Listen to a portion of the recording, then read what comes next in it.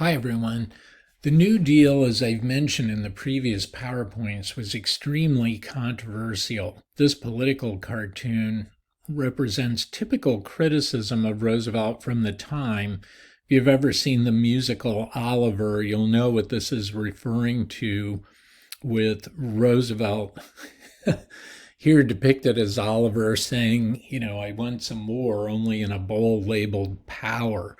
Many people feared that the federal government and the office of the presidency and Roosevelt himself was simply becoming too powerful as a result of New Deal programs. So we're going to look at some of this criticism very quickly. There was criticism from conservatives and from the Republican Party, but interestingly, the major criticism came from three very different individuals. So, as I just mentioned, conservatives in the Republican Party were very much opposed to the New Deal, arguing, as I mentioned in previous PowerPoints, that relief programs would make people dependent on the government and that it was simply giving the presidency and the federal government too much power. I mentioned in the previous PowerPoint, though, that one of the things that weakened the Republican Party's argument was that the Republican Party didn't really offer an alternative. And so the relief programs, while they were controversial, were also extremely popular with millions of Americans who benefited from them. Corporate America, as I note here, big business generally didn't like the New Deal. There were some companies that embraced it.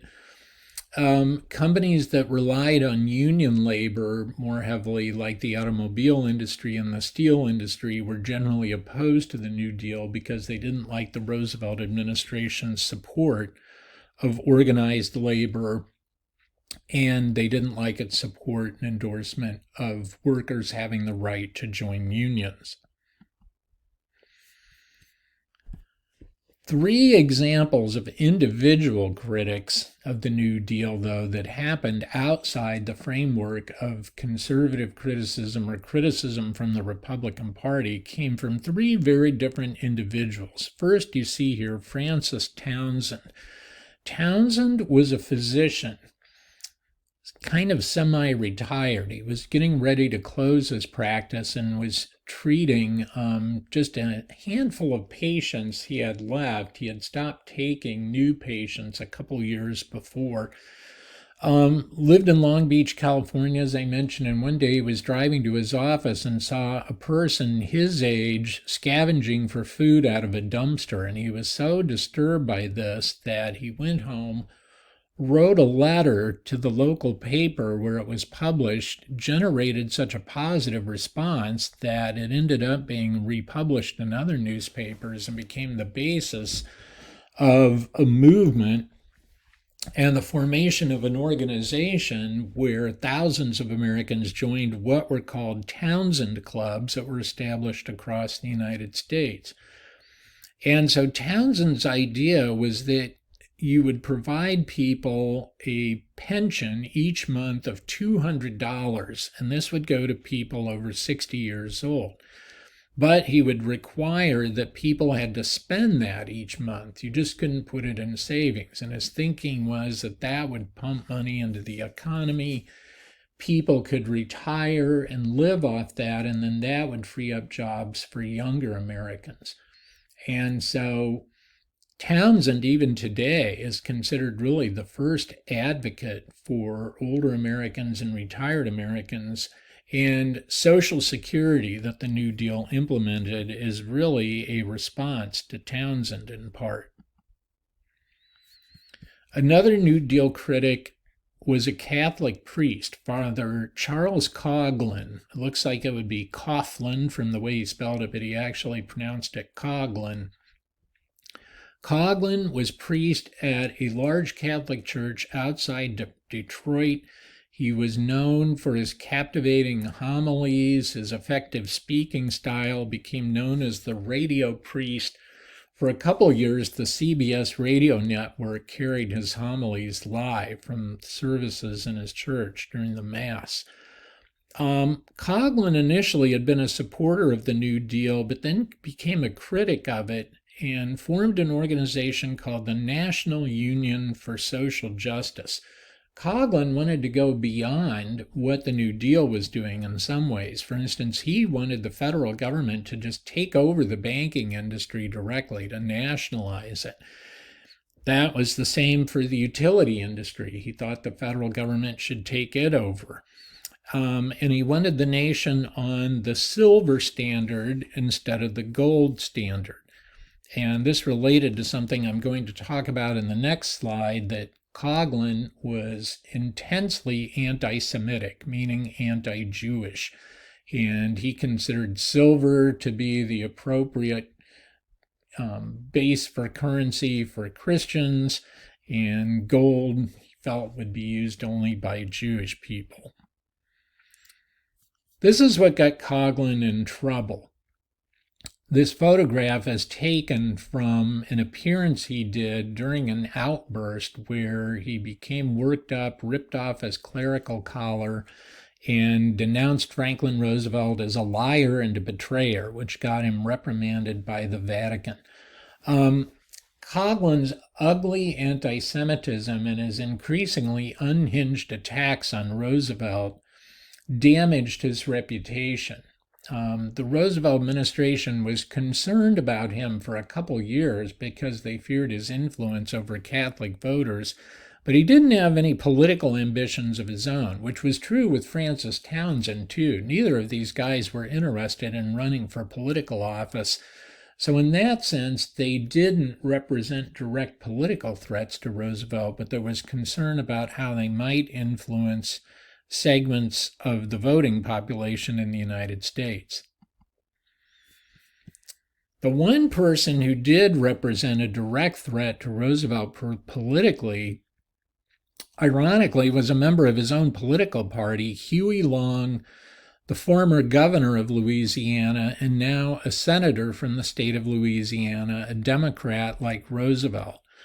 Long, early on, was a supporter of the New Deal, but then became a critic because he felt like it wasn't doing enough to help the average American, the ordinary guy, as he said. And so Long developed a program called the Share Our Wealth program, using the motto, "Every man a king," and I'll talk about what he advocated with that. First, Huey Long wanted to cap annual income in the United States and even accumulated wealth. He felt in terms of income, $1 million a year was enough for anybody. Anything beyond that, anything beyond a level of accumulated wealth, the government would confiscate and redistribute to everybody else. And if this sounds like anything that you've ever encountered in your life, it's the concept of Robin Hood. This is Robin Hood with a vengeance, where you're going to take from the wealthy and redistribute that to those who don't have it. Long felt there should be a standard of living for every American family, and that would include a home, a car, a radio, and a guaranteed annual income. Long also believed that public education should be free, which it wasn't in all states in this era. Also, he thought university education should be free. Now, this wouldn't apply to a private institution like Webster, but public universities, like in his home state of Louisiana, a place like Louisiana State University, Long argued that that should be free to students. And this is interesting because Long himself was a high school dropout, although he later passed the state bar exam and became a practicing lawyer before going into politics. But Long argued that education was the way a society improved primarily. And so his argument was that the better educated a society is, the better that society is going to be, the more advanced it's going to be. And with university education, his feeling was, if you went to LSU, to use my example, and you flunked out your first semester, then you'd be booted out. he thought that you had to maintain a certain GPA and that sort of thing, but that the cost should be free because it would benefit American society as a whole. In some ways, Long was kind of a typical Southern Democrat of this era in that he frequently used racial slurs. He didn't ever oppose segregation, but he did argue that a share or wealth program should apply to anybody regardless of ethnicity. And he hated the Klan. So he was kind of a contradictory person in that way. In some ways, a typical Southern Democrat of the time, in other ways, not. But these ideas were very radical for the time, and many of them still are today. Long intended to challenge Roosevelt for the party's nomination in 1936, but he never got the chance because he was assassinated in the state capitol in Baton Rouge in 1935 in a bizarre incident. He was shot by a doctor named Carl Weiss. Today, Long probably would have survived his wound. It was actually the infection that developed in the hospital that killed him, as opposed to being shot. We don't know the motives of the person who shot him because he was immediately gunned down by Long's bodyguards. He always had these two burly bodyguards with him who carried openly machine guns, and they instantly responded and shot Carl Weiss, the assassin, to death. His family was completely baffled. He didn't leave any sort of note or letter explaining why he did it. There have been a number of theories put forth over the years, but nobody knows for sure. But Long's death eliminated him as a threat to Roosevelt, and after his death, his organization collapsed.